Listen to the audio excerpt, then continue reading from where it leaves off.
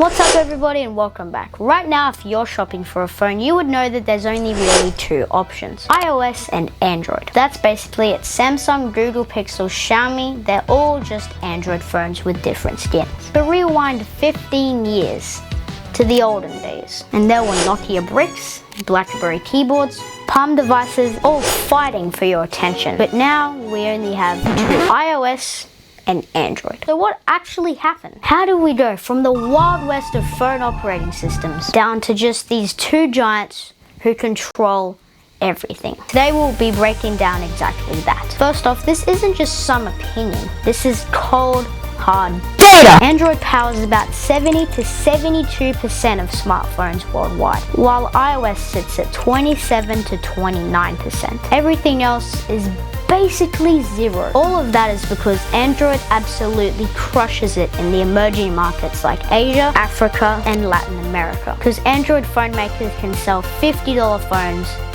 That is all you need. Meanwhile, iOS pretty much owns the premium game. But yeah, don't get me wrong, there is some very expensive Android phones like the Samsung Galaxy S25 Ultra, Google Pixel 10 Pro, and a bunch more. People who are willing to pay $900 for a little outdated phone. Bruh. Then the result is two operating systems that control 99% of the planet's 7 billion smartphones. So you're probably wondering how. Rewind to the mid-2000s, Nokia ruled with Symbian on indestructible brick phones. BlackBerry owned corporate America with physical keyboards. Microsoft had Windows Mobile. And there it was, a wide variety of operating systems to actually choose from. Then in 2007, everything changes. Steve Jobs unveils the iPhone. Smooth touchscreen, real web browsing, an app store that changes everything. Then Google later drops Android, an open source, free for anyone to use operating system, a direct competitor to iOS. Suddenly touchscreens aren't a gimmick anymore. They're a standard. App stores became the new battleground. But the old bunch couldn't pivot fast enough and started bleeding market share year after year. But here's a little secret on how they actually died. Starting with the killer apps. Developers aren't charities. They go where users are.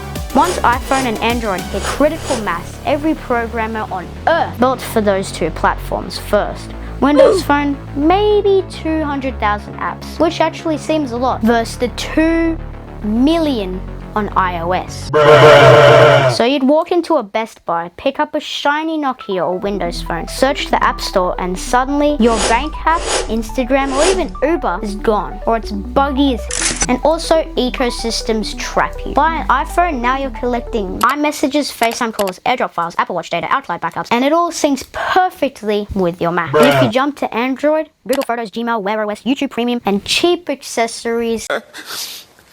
Cut the show. Try switching to some random third OS, half your apps vanish, your smartwatch just leaves the chat. Most people take one good look at that and say no, because Apple and Google spent 15 years building these invisible walls. Android is open source and free, so any developer can actually put it on their own phone, like Samsung, Xiaomi, Oppo, Vivo. They can customize it however they want to and ship 500 models across every price from $50 to $50,000, why not? And iOS is locked to Apple's own hardware, so they make bank on the premium devices. But try building your own OS, just like Microsoft and BlackBerry did back in the day. That's billions in development, servers, and app certification. Nokia tried with MeeGo and failed. Microsoft poured $10 billion into the Windows Phone and it's dead. Why would you even risk that when you can license Android for free? It's literally a no-brainer. So all those choices in stores, Samsung Galaxy, Google Pixel, OnePlus, Motorola are all Android. Yes, they have different designs, batteries, and cameras, but it's got the same core operating system, same Google Play Store, and the same apps. You're not picking from 20 operating systems. You're picking between one massive Android playground and Apple's walled garden. So could a legit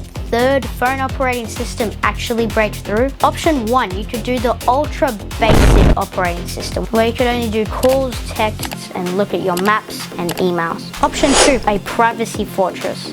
No Google tracking, no Apple ads, everything privacy first. And you could sell it to all the people who just hate knowing the fact that your phone is listening to you.